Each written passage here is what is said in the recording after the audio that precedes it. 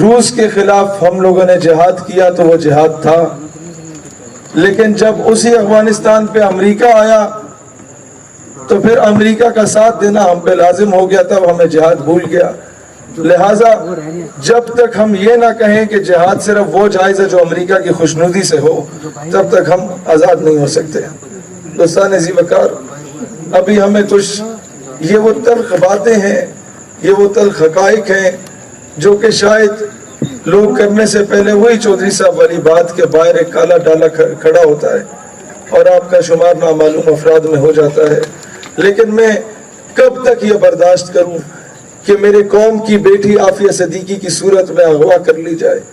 میں کب تک یہ برداشت کروں کہ میرے قوم کے بچے ریمن ڈیوس کی صورت میں اسے قتل کر دیا جائے اور ریمن ڈیوس باعزت طور پر بری ہو جائے؟ میں کب تک یہ برداشت کروں کہ کرنل جوزف رات کی تاریکی میں میرے بچے کو اسلام آباد کی سڑکوں پہ کچل دے اور ہم اسے نور خان ایئر بیس سے رات کی تاریکی میں سلوٹ مار کے بھیج دیں؟ میں کب تک یہ برداشت کروں کہ میرے دیش کا جوان وہ چونڈا میں اپنے جسم سے بم باندھ کے ہندوستانی ٹینکوں پہ تو کود پڑا، اس کے غرور کو خاک میں ملایا؟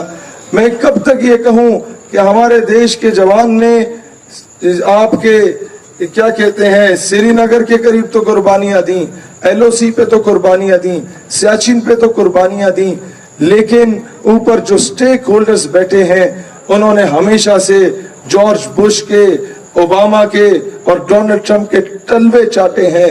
میں کب تک یہ برداشت کروں کہ چہرے تبدیل ہوتے رہیں لیکن غلامی کا پٹا وائٹ ہاؤس سے ہی آتا رہے؟ میں کب تک یہ برداشت کروں کہ چہرے حکام بالا کے تبدیل ہوتے رہیں لیکن منظوری واشنگٹن ڈی سی سے آتی رہی؟ وہ سوشل میڈیا تھا، بجائے اس کے کہ اس پہ ہم پاپا کی پرنسس والی آئی ڈی بنائیں، یا بجائے اس کے کہ اس پہ ہم لوگ سبا بن کے 20 روپے کا ایزی لوڈ منگوا لیں اور مغرب کے اربوں ڈالرز کی انویسٹمنٹ پہ لات مارتا ہوا بتائے کہ جناب ہم لوگ جتنے مرضی ماڈرنائزڈ کیوں نہ ہوں، ہم لوگ جتنے مرضی انگریزی گھما پھرا کے بولنے والے کیوں نہ ہوں، ہم لوگ جتنا مرضی پینٹو شیٹوں میں پھرنے والے کیوں نہ ہوں، جب بات میرے آقا کی عزت اور حرمت کی آتی ہے تو ہم کسی کو کھادے میں، کسی کو بارے میں نہیں لاتے۔ تو اتنے میں پولیس تشریف لے آئی تھی، تو ذرا میں گلا بھاڑ بھاڑ کے تقریریں کرنی پڑی، اسی لیے میں ابھی اس جوش و ولولے سے نہیں کر پاتا کہ اب میرا گلا میرا ساتھ نہیں دے رہا۔ ایک دور ہوتا تھا جب ہم انجمن طلبہ اسلام میں تھے تو سب سے زیادہ کریٹیسائز سیالکوٹ اور گجرانوالہ کو کیا جاتا تھا۔ اب آ کے مجھے اندازہ ہوتا ہے کہ جب تک یہ ماڈل جو سیالکوٹ اور گجرانوالہ ہے اسے امپلیمنٹ نہیں کیا جائے گا، یہ لبرلز پہ قابو نہیں پایا جا سکتا۔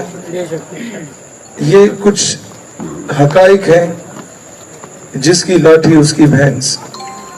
دنیا کا قانون رہا ہے، کفر ہمیشہ سے ہمیں کیوں چماٹے مارتا رہا کہ جب وہ ایک گال پہ تھپڑ مارتا ہم کہتے بھائی جان ہم بڑے پرامن ہیں، ہم مسلمان ہیں، دوسری گال بھی حاضر ہے۔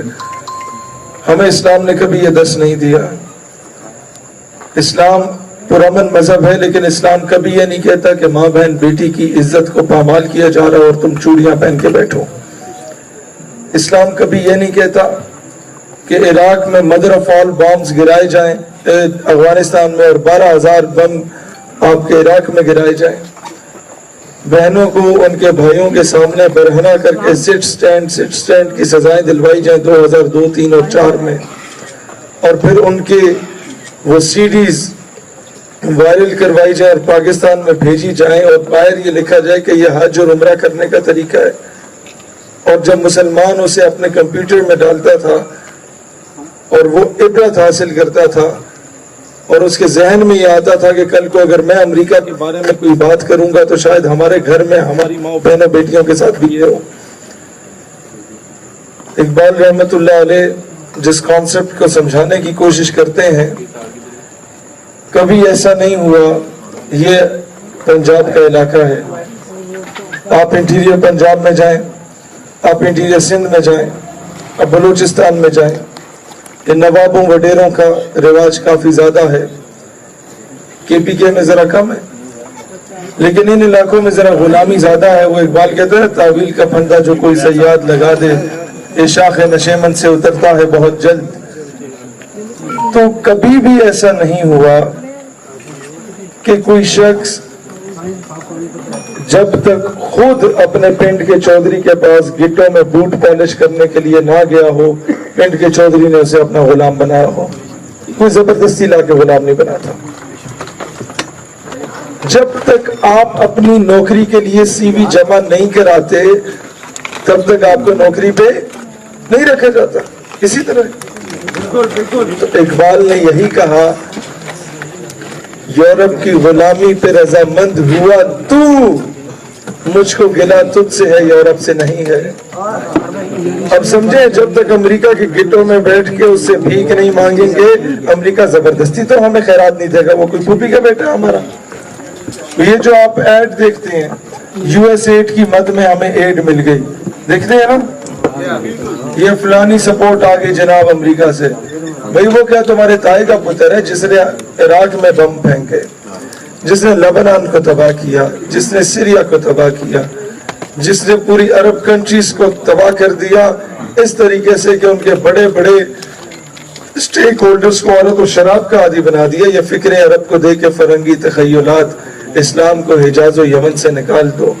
اس نے حجاز اور یمن کو آپس میں لڑوا دیا, اس نے عراق اور کویت کو آپس میں لڑوا دیا, اس نے عراق اور ایران کو آپس میں لڑوا دیا, اس نے پاکستان اور افغانستان کو آپس میں لڑوا دیا. وہ تمہیں کیوں ایڈ دے گا؟ اس کی کچھ ڈیمانڈز ہوتی ہیں. وہ ڈیمانڈز کیا ہوتی ہیں کہ آپ کے تعلیمی نصاب سے عشق رسول کے ایلیمنٹ کو نکال دو. آپ میں سے جو 40 یا اس سے ابو ایج کے لوگ ہیں یا اپنے بزرگوں سے پوچھئے گا کہ ان کے دور میں ایک مضمون اردو میں پڑھایا جاتا تھا غازی علم الدین ایک عظیم عاشق رسول کے نام سے. آج نہیں پڑھایا جاتا. ایک دور ہوا کرتا تھا کہ سلطان صلاح الدین ایوبی کے بارے میں ہمارے بزرگوں کو پڑھایا جاتا تھا. آج مصطفیٰ کمال اتاترک پڑھایا جا رہا ہے جسے انگریزوں نے لانچ کیا اور ایک لبرل ترکی ہمارے اوپر مسلط کیا تھا. آج وہ سلطان محمد فاتح نہیں پڑھایا جاتا. آج ہمیں وہ غازی عبدالحمید نہیں پڑھایا جاتا. آج ہمیں وہ نور الدین زنگی جیسا چیف آف آرمی سٹاف نہیں پڑھایا جاتا. اسی لیے ہمارا وزیر اعظم کہتا ہے کہ جو بارڈر کی طرف جائے گا وہ ملک دشمنی کرے گا. بندہ اس بدبخت سے پوچھے کہ تم ہر 5 ستمبر کو آ کے دعا کرواتے ہو کہ اللہ کشمیر کو آزادی دلوا دے, اپنے ساتھ کچھ علماء کو بھی بٹھا دیتا ہے. اب میں دعا کرواؤں آپ دعا کروائیں اچھا لگتا ہے. ہمارے پاس اور کچھ ہے بھی نہیں نعرے لگانے کے علاوہ, دعائیں کرنے کے علاوہ, تقریریں کرنے کے علاوہ. لیکن جب وزیر اعظم بھی دعا ہی کرے تو کرسی ہے تمہاری یہ جنازہ تو نہیں ہے, کچھ کر نہیں سکتے تو اتر کیوں نہیں جاتے. اللہ وطن آپ لوگوں میں سے ہماری بہنیں ہیں, وہ کئی ایسی ہیں جو کہتی ہیں کہ سر ہم لوگ کام کرنا چاہتی ہیں اپنے مذہب کے لیے, اپنے وطن کے لیے, اس نظریے کے لیے, لیکن نہیں کر پا رہی. ہم لوگ اوپنلی سوشل میڈیا نہیں یوز کر سکتے. میں نے کہا آپ سے کتنے کہا ہے, آپ سے کس نے کہا ہے کہ ہماری بہن آپ اپنی تصویر سامنے آویزہ کر کے سوشل میڈیا استعمال کریں. آپ اپنے آڈیو نوٹ کے ذریعے اپنی انقلابی آواز, وہ درد بھری آواز اس امت کو پہنچا سکتی ہیں. آپ اپنے ماشاءاللہ شاہ صاحب یا نبی آپ ہیں غلام ہیں غلام یہ رسول میں جو ہو نہ عشق مصطفیٰ تو زندگی بڑے ہمارے لیے آنر کی بات ہے شاہ صاحب یہاں تشریف لائے. تو بہنوں کے بارے میں عرض کر رہا تھا کہ آپ کے آڈیو نوٹس کے ذریعے آپ انہیں آڈیو نوٹس بنائیں, اوپر ویڈیو میں کنورٹ کیا جا سکتا ہے, اس پہ پکچر سٹوریز لگائی جا سکتی ہیں, بہت کچھ کیا جا سکتا ہے. اس ہتھیار کو استعمال اگر ہم کریں گے تو دنیا میں انقلاب آ سکتا ہے. ریسنٹلی 3-4 ملکوں میں پوری بغاوت جو قائم ہوئی وہ سوشل میڈیا نے قائم کی. دوستان ذی وقار, اسی لیے میں دوبارہ درخواست کروں گا کہ پاپا کی پرنسز اور یہ سبا کے ایزی روڈ سے نکل کے کوشش کریں کہ اس سوشل میڈیا کے اس کو as a source of entertainment नहीं, इसे एज अ वेपन, एक हथियार के तौर पे यूटिलाइज करें। और आप देख पाएंगे कि यही सऊदी अरब में जब मैं पहली बार गया उम्रे पे, तो मैं जो पाकिस्तानी थे 12 रबीउल अव्वल पे, वो तो सारे आके मिले, व्हाट्सएप पे वीडियोस उन्हें पहुंचा करती थी, तो उनकी देखा देखी इंडियंस भी आके मिले क्योंकि वो भी वहाँ मजदूरी करते थे, तो मुझे 2 बार उन्होंने अरेस्ट कर लिया। लेकिन ये वही सोशल मीडिया जिसको अगर मैंने सही यूटिलाइज किया, तो उसके अगले साल जब मैं मदीना शरीफ गया, उम्रे पे जब मैं गया, तो मैंने मक्का शरीफ और मदीना शरीफ में कुछ 500-700 लोगों की गैदरिंग्स में अलग अलग खिताब किया, जो कि वहाँ पर बिल्कुल भी इजाज़त नहीं होती। लेकिन ये आप पे डिपेंड करता है कि आप किस तरीके से अपना पैगाम दुनिया तक पहुँचा सकते हैं। मैंने 20 साल की उम्र में पाकिस्तान की जो एम्बेसी है कुवैत में, वहाँ पर सारे पाकिस्तानी कम्युनिटी से 2-3 मरतबा मुझे और मेरे साथ, मतलब ये ऑनर देखें कि डॉक्टर एक्यू खान और मैंने इकट्ठा खिताब किया। कहाँ वो जिनको पूरा मुल्क मानता हो, कहाँ उस वक़्त में 18-20 साल का नौजवान था। तो ये चीज़ें होती हैं, अगर आप इस हथियार को इस्तेमाल करते हैं, आप उम्मत में एक तब्दीली भी ला सकते हैं, आप उम्मत में एक इनकलाब भी ला सकते हैं। मैं चाहता तो यहाँ जज्बाती इनकलाबी तकरीरें करके आपसे नारे लगवा देता, लेकिन होना यही था कि जिस दिन आप सोचते कि हमने आके वहाँ पर 3 घंटे ज़ाया किए, हम लोगों ने नारे लगाए सिर्फ, जब तक हम सिस्टम में घुसेंगे नहीं और सिस्टम को सही तरीके से, वो हिटलर में रोम फरमाते थे, if you want to change the system get into it, system तब्दील करना उसे घुस जाओ, फिर की करो, रीच टू द टॉप, उसके बुलंदी तक पहुंचो, only then you could be able to change the entire system. ਤਾਂ ਤੁਸੀਂ ਜਾ ਕੇ ਉਸ सिस्टम ਨੂੰ चेंज कर सकते हो, नहीं तो बाहर बैठ के नारे लाओ, कोई फर्क नहीं पड़ेगा, कुछ भी फर्क नहीं पड़ेगा। दोस्तान ज़ी वक़ार, ये लॉन्ग टर्म मेयर्स हैं, ये इस तरह नहीं, बस ठीक है 2 जुमले, ये इस तरह नहीं है कि आज हम नारे लगाएं तो कल ये नजरियाती लोग जो है वो कोई हुकूमत कायम करके, ये एक तवील जद्दोजहद है। आप सिस्टम पे काम करें, कल को हम लोग हो ना हो, मैं ये दावे से कह सकता हूँ कि पाकिस्तान हकीकी मैनों में एक इस्लामी जमहूरिया पाकिस्तान में लाने के हकदार होगा। मैं दावे से कह सकता हूँ कि पाकिस्तान अपने फैसले खुद कर पाएगा। मैं दावे से कह सकता हूँ कि पाकिस्तान हकीकी मैनों में खुद मुख्तार रियासत होगा। तो अल्लाह ताला दीन इस्लाम और वतन अजीज पाकिस्तान का हामी और नासिर हो।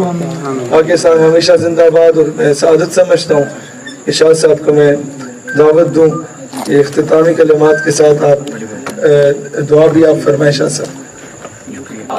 नारे रिसालत या रसूल अल्लाह, नारे अल्लाह वतन को जो मेरे लूट रहे हैं, ये देश के गद्दार हैं, मर क्यों नहीं जाते। ये पिछले 70 सालों से अंग्रेजों की गुलामी करने वाले हैं। ये पिछले 70 सालों से ये जो ऊपर मसनद वजारत उज़्मा पे कोई शख्स बैठा होता है, वो चेंज होता है, लेकिन वो लोटे और चमचे खर्चे वो कांस्टेंट रहते हैं। वो आपको हर जमात में नजर आएंगे। ये क्यों वहां पर हैं? इनकी तारीखें खंगाल के देखो, इनमें से अक्सरियत आपको वो नजर आएगी जिनके बाप दादा ने 1857 और 1920 में जाके अंग्रेजों के कुत्ते नहलाए थे। आज उनके बच्चे नवाब बने, आज उनके बच्चे वडेरे हैं। लेकिन मसला ये नहीं कि वो नवाब और वडेरे हैं, मसला ये है कि हम लोग क्यों, हमारे पिंड देहात के लोग जाके उन्हीं के घोड़े कुत्ते नहला रहे होते हैं। अगर तुम ये चाहते हो कि तुम्हारा तारुफ शहर में ये हो कि ये अंग्रेजों के कुत्ते नहलाने वालों के भी कुत्ते नहलाने वाला है, तो बताओ तुम्हारी ये पीएचडी की डिग्रियां और तुम्हारे ये मास्टर्स और बैचलर्स की डिग्रियां किस फायदे की है नौजवानों। आज के बाद इस गुलामी को तोड़ो, हुजूर अलैहिस्सलाम की गुलामी के दामन को थामो। आज के बाद वो क्या कहते हैं, मोहब्बत कौन करता है, कौन करता है, मोहब्बत कौन करता है, सियासत कौन करता है, मुझे मालूम है मेरी हिफाजत कौन करता है। हम इन्हें लाज रखी है बुजुर्गों की यहाँ, वरना सभी टुकड़ों में फैलते हैं। बगावत कौन करता है। दोस्तान ज़ी वक़ार, अब इन जाबिरों, इन जालिमों, इन चोरों, इन लुटेरों, इनके खिलाफ बगावत का वक्त है। अब इनकी गुलामी के दामन को छोड़ने का वक्त है। अब पाकिस्तान के फैसले पाकिस्तान के अंदर करने का वक्त है। अब अक़वाम आलम को जो उम्मीदें आपसे वाबस्ता हैं कि वो फ़लस्तीनी बच्चा इजरायली तोप के सामने कंकर उठा के कहता है कि नहनु अबनाउल मुस्लिमीन व Kullu Salahuddin, we are all the children of Muslims and each and every one of us is Salahuddin Ayyubi. वो नौजवान जो वो कंकर उठा के इजरायली तोपों की तरफ देख के कहता है कि do not look at the stone in my hand, look at the atom bomb इन पाकिस्तान। वो नौजवान जो ये कहता है कि मेरे हाथ में कंकर ना देखो, पाकिस्तान में मौजूद एटम बम को देखो। शायद वो नौजवान वो कहता था, आज नहीं कहता। वो मायूस हो गया क्योंकि यहाँ पर आधा घंटा वजीर आजम के कहने पे आपने भी और मैंने भी एहतजाज किया जुम्मे के दिन। कश्मीर हमें नहीं मिला। मैंने वजीर आजम को मशवरा दिया कि आप आधा घंटा किसी जुम्मे को बैठ के एहतजाज कर दें, शायद भारत को दर्स आ जाए। शायद अगले जुम्मे आप लेट के एहतजाज कर दें, आधा घंटा भारत को तरस आ जाए। लेकिन अगर फिर भी मशवरा दिया कि आप आधा घंटा किसी जुम्मे को बैठ के एहतजाज कर दें, शायद भारत को दर्स आ जाए। शायद अगले जुम्मे आप लेट के एहतजाज कर दें, आधा घंटा भारत को तरस आ जाए। लेकिन अगर फिर भी आपको कश्मीर ना मिला तो किसी जुम्मे को तमाम हुकाम बाला, तमाम से मुराद आप समझते हैं इंक्लूडिंग फरिश्ते, तमाम हुकाम बाला कायद तेरी जुर्रत को सलाम है, सलाम है। कायद तेरी जुर्रत को सलाम है, सलाम है। तमाम अगर इससे भी आज़ाद नहीं होता कश्मीर तो किसी जुम्मे को आधा घंटा निकालो और उम्मत के सामने आधे घंटे के लिए किसी जुम्मे के दिन मुर्गा बन जाओ और कहो कि अब मोहम्मद बिन कासिम ने नहीं आना। अब ये जो बहनें हैं, ये जो दीवार पे लिखती हैं क्या सैयदना उमर फारूक के वारिस अब नहीं रहे, तो उन्हें कह दो कि बस हमीयत नाम था जिसका गई तैमूर के घर से, अब वो गैरत, जुर्रत, शुजात हो गई। अब हमारी तलवारें डोनाल्ड ट्रंप के आगे रक्स करने के काम आती हैं। अय्यूबी रहमतुल्लाह अलैह फरमाते थे कि जब मुसलमान की तलवार औरत और शराब से जंग आलूद हो जाए तो वो हाकिम वक्त बेगैरत और बुज़दिल तरीन हो जाता है। वो तलवारें आज देख लो कि वो औरत और शराब में तो लथपथ नजर आएंगी, आपको उन बड़े बड़े जागीरदारों और उन बड़े बड़े सरमायादारों और उन बड़े बड़े स्टेक होल्डर्स के बच्चे और बच्चियां मुल्क से बाहर तालीम हासिल करते हुए नजर तो आएंगे, लेकिन आपको वो तलवारें आज कश्मीर, बर्मा और फलस्तीन के लिए उठती हुई नजर नहीं आएंगी।